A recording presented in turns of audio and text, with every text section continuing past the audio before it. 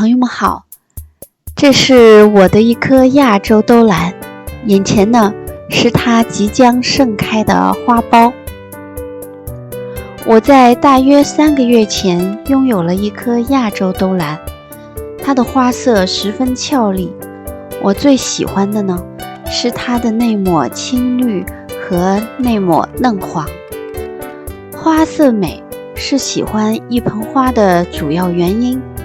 假如这盆花不仅花色美，而且养护也不会太麻烦，又花期超长，那就是一盆让人爱不释手的兰花了。这盆兜兰就具有了这些特征。光是眼前我们看到的它含苞待放的花苞，就已经是非常美了。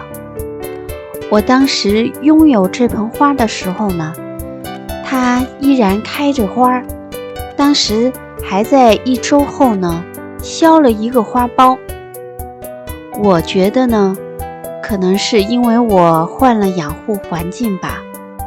兜兰在开花的时候呢，这样的亚洲兜兰，它不仅可以同时开花，而且呢，因为它有续花性，它后面呢一直都会有小的花苞。但因为换了环境呢，这些小花苞就有可能凋零。但是呢，过了半个多月以后呢，我发现那个小小的花苞呢又开始长大了，而那朵花呢就开始凋零了。我本来有一些担心会把这盆花给养挂了，但是呢，它的花凋谢后不久，它的新花苞就迅速成长起来了，从小黄豆那么大，一天天长到像枣子那么大，然后就慢慢张开，好似蝴蝶蜕茧而出的可爱，真是令人叹为观止的美啊！看这微微张开的双翅，好似翩翩起舞般灵动，那抹青绿，绿得特别清脆，那抹嫩黄，黄得优雅动人，而它小下巴上的一抹素净胭脂色更是天然高贵。我喜欢这些色彩，这些来自大自然的色彩，人工几乎无法调配出来。你能调配出来吗？用人工的方法，我觉得挺难的。也许你能，但是我不能。现在这朵花已经盛开了半个多月了，这朵花的后面又有一个新的花苞，每天都在长大。据说这个花能持续开1年到2年，有续花性的花就是这么好，一朵败了，另一朵接着开。那我觉得这种有续花性的亚洲兜兰真是太美，太值得拥有了。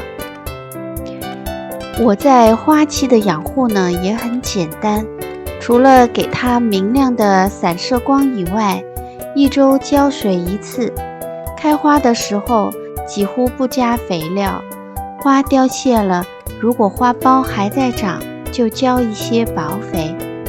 兰花养护专用的那种簇花的花肥，就这么多了。哦，对了，另外呢，兜兰怕冷，室外夜晚温度低于7、8度的时候呢，我说的是摄氏度，一定要移到室内，最好低于摄氏10度就要移到室内，不然会影响开花了。现在呢，我的这颗兜兰另一个苗里又出现了小动静，中间呢抽出一个小小的叶子。根据这个苗的健壮程度呢，我觉得大概会是另一个花件。如果再抽出一个花件，那我的这盆兜兰就可以同时观赏好几朵了，那该是多么动人的景象啊！让我先憧憬一下吧。看，养兰花一定要拥有一颗亚洲兜兰呢，它不是那么难养护，又可以有这么漂亮的花看，而且呢还花期很长，有续花性，所以我觉得养一颗亚洲兜兰非常值得。好的，谢谢大家观看我的视频，欢迎大家订阅、分享与点赞，我们下期再见。